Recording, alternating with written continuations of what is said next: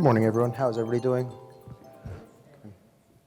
Well, I'd like to say that I'm honored to be presenting here in front of you this morning. My name's Hari Cameron, and I'm the chef and owner of restaurant MUSE in Rehoboth Beach, Delaware. MUSE is a restaurant that started last Mother's Day, so we're in our second year right now. And it's a true passion of mine is cooking and connecting with people. So it's great to have the opportunity to talk to you about it this morning. So in the start, I graduated from Sussex Central High School in the year of 2000. Like a lot of people, didn't know what I wanted to do. And being from Delaware, got into hospitality. And I have a true love for people, so it really stuck with me.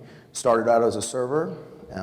From serving, got into the kitchen, found that I really loved the kitchen, and made a career of it.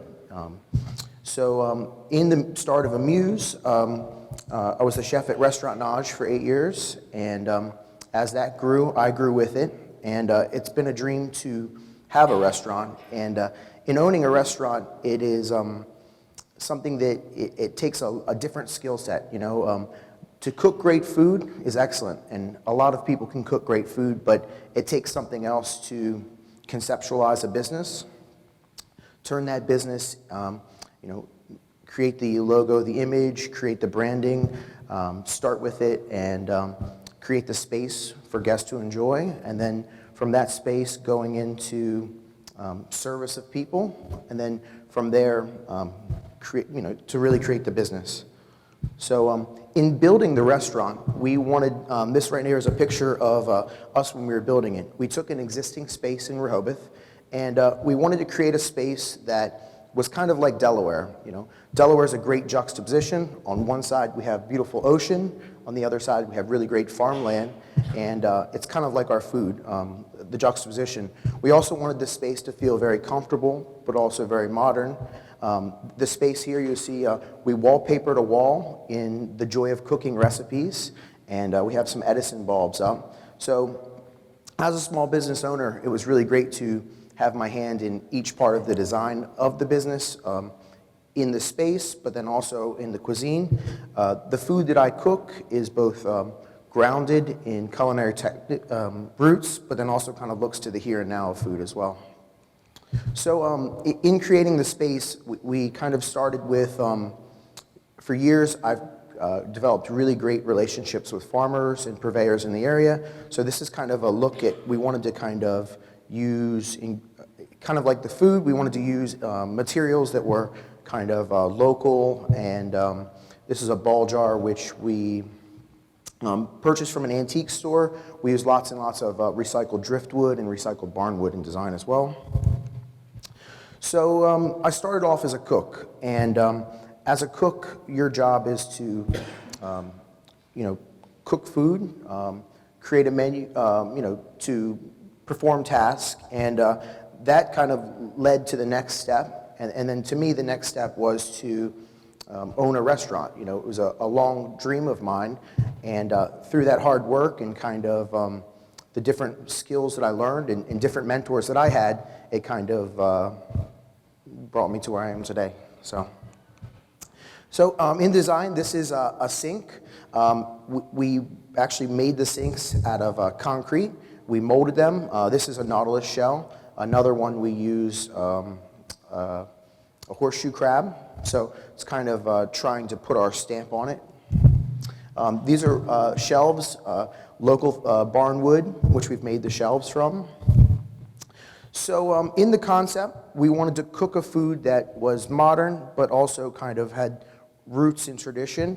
And we wanted to give guests an elevated cuisine, but many different ways to dine. So at 4 o'clock, we open for happy hour. A guest can enjoy a $5 and $10 menu. Then we also serve a full a la carte menu with mains, snacks, and entrees. And then we also do tasting menus where we kind of custom cook for the guests, and we can really, if one is into that experience, it's kind of like a moving show of cuisine, and we ask the guests 3 questions when we do a tasting menu. First question is, what ingredients are you allergic to or intolerant to? That makes sure everybody's healthy and happy. The second thing is, what ingredients and season do you love? And then the third thing is, what do you want us to stay away from? Because that's easy to do. And this way, we can really kind of custom cook for the guests, and it kind of gives diners a lot of options within our concept. So this is the exterior of a MUSE. Again, we're located in Rehoboth Beach. It's a very a seasonal town, but it is vastly becoming a 12-month economy. In looking at the business, we definitely look at it as in 4 quadrants. We look at the business as our busy summer season, which we're in right now, and our fall and our spring, which are shoulder seasons, and then a slow season, which is getting smaller and smaller. So the cuisine itself, I try to cook food which is modern American, which means that I try to cook food which I would love to go out and eat myself. In this concept, we're very fortunate to have so much great agriculture in Delaware, so we're able to work very closely with custom growers, people who are raising animals humanely and sustainably, and cooking a cuisine that is, things that are really, really beautiful and great that have come before us. Who am I to change that? Tomatoes and basil and season. But for us, it's kind of, for this concept, reimagining those things and kind of putting our own spin on them. So these are some roasted carrots. An heirloom carrot is a carrot which the seed has been handed down from generation to generation. And this is just kind of a dish that we've created from them. A steak dish. There are cows in Delaware. They're very delicious. And this is just a plate that we created. So I think for me, no matter what business concepts I do in the future, I think it's important to cook the food that I want to go out and eat myself and the food that I enjoy. This is a picture of lobster. I actually took the photo, and it was recently in Baltimore Magazine. A picture of scallops from New Jersey. So in the business model, I set out to have a triple bottom line, which is people, profit, and planet. Without true bottom line, which is profit, one could never sustain the business. I give cooking classes in the community. We also work hard with many different nonprofits in the community. We have a art gallery, which local artists put art in. This is a picture of 3 generations of artists, which were hanging in our hallway. Recently, we started a nonprofit in Rehoboth called Rehoboth Inspired Chefs Initiative, which is really great. We'll have an event on August 22nd, which is called Taste of Rehoboth. We try to use ingredients that are sustainability, so that generations in the future can enjoy food as well. We use local vegetables as much as possible. And then profit, definitely without profit, the business won't sustain, and that's the true bottom line of any business. As of this year, when we were 9 months in business, I got a James Beard nomination for Rising Star Chef of the Country, a very great accolade, and it's allowed us to cook great food and gain new customers as well. Right now, it's in the middle of summer. We're in the thick of it, but it's been a great summer so far. We have about 35% growth over last year for the summer so far in our second year, which is great. What the future holds, there are many other concepts which I'd love to work on. We're working right now on having a mobile food cart truck because we have the commissary space right now, and it's kind of bringing the food to the people.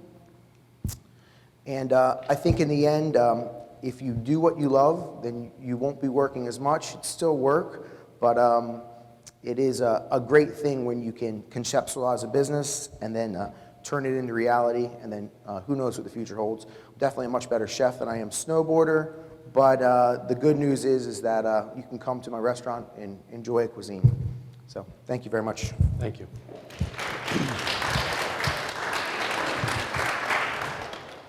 Are there any questions or comments for Hari? A couple of hands. Do you have any special marketing scheme to put you through the winter to keep up the customers coming in? Yes. So there's a theory in business, and it's called a race to the bottom. And we do have special promotions going on. We really try to brand ourselves well.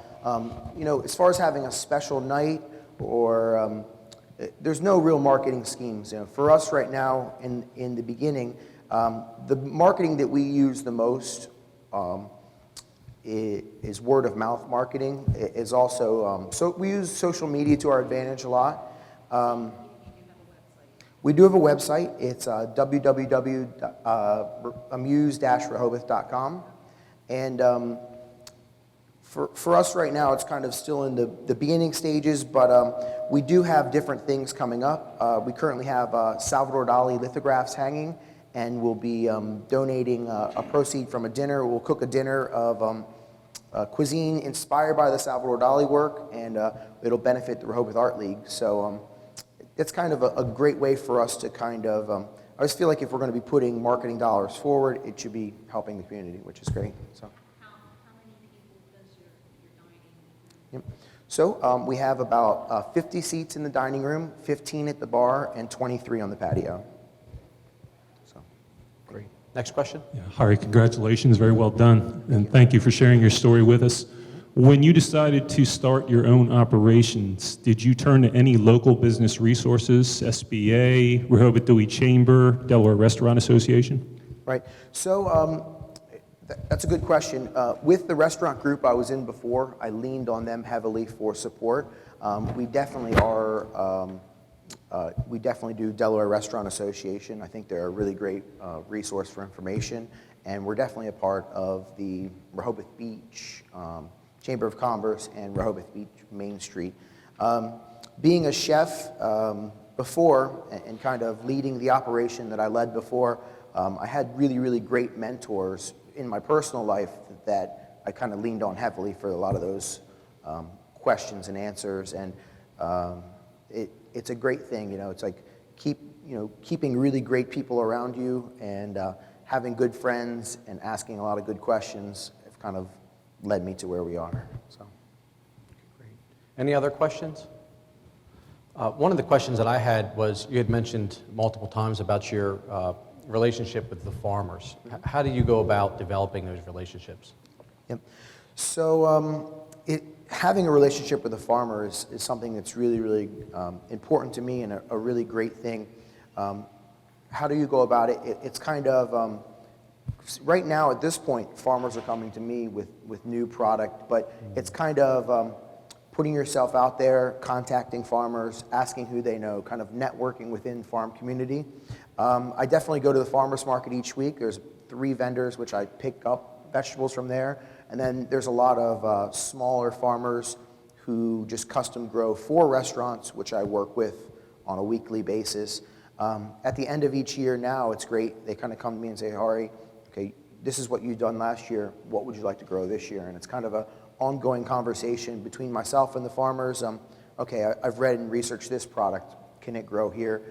We're in Zone 7, so it is a pretty warm climate, and Delaware has really beautiful agriculture across the board. Okay, great. Any other questions or comments? Okay, Hari, what can we do as a community to help you and support you? Yep. So we're definitely in the growth stage right now. It's really great to be presenting in front of you. It's kind of just coming in and trying it and getting the message out there. For us, it is a 12-month-a-year business, and we see a different type of client for each season. Just come on in and try us. Come in for happy hour and spread the good word. So. Great, thank you. Thank you.